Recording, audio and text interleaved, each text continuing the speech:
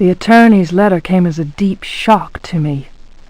My Uncle Jeremy had died by his own hand.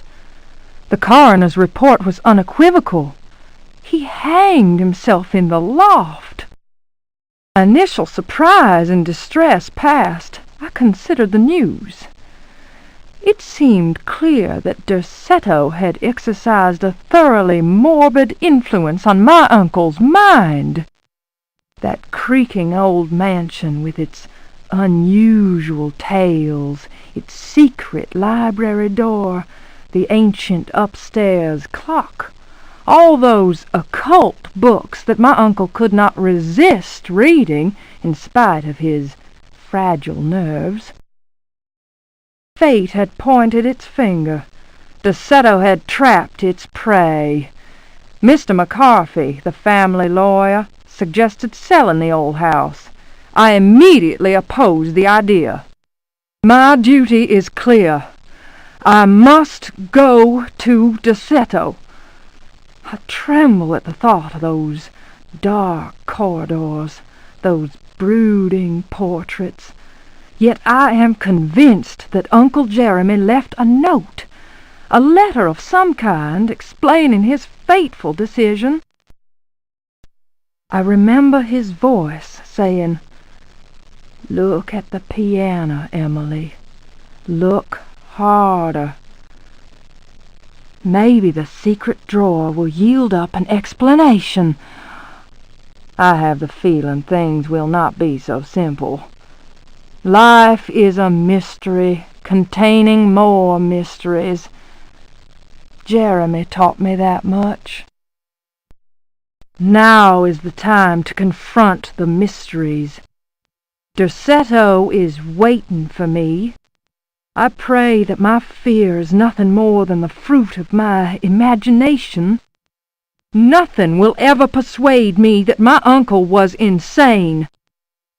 But why did he, according to the police report, block the loft window with the old wardrobe?"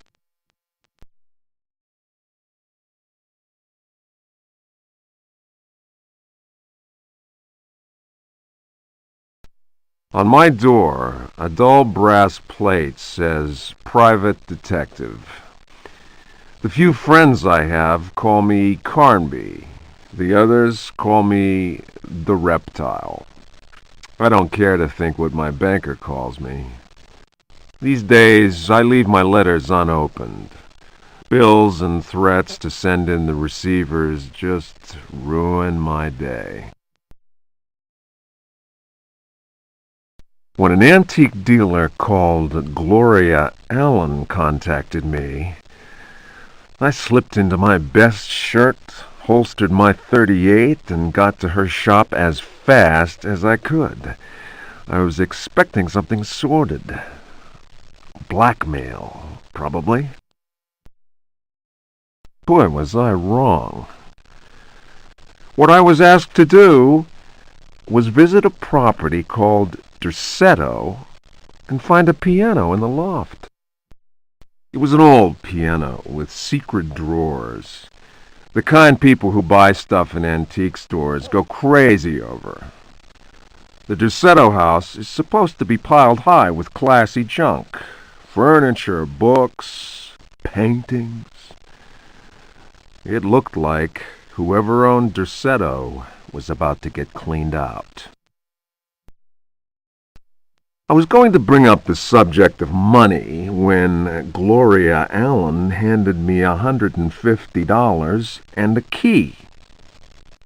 I kept myself from grinning at the thought of my banker's surprise. He doesn't like his victims getting away. I looked over a copy of the police report. The former owner of Derceto, a guy called J. Hartwood, had hanged himself in the loft. The coroner concluded it was a clear-cut case of suicide. I promised Gloria Allen I'd give the place a look over. My report will be ready in a couple of days. I've been reading up on the history of the old house. It's the kind of place ghosts run away from in terror. Grisly murders, curses, lunacy. Luckily, devil worship makes me smile, so this is my idea of a paid vacation.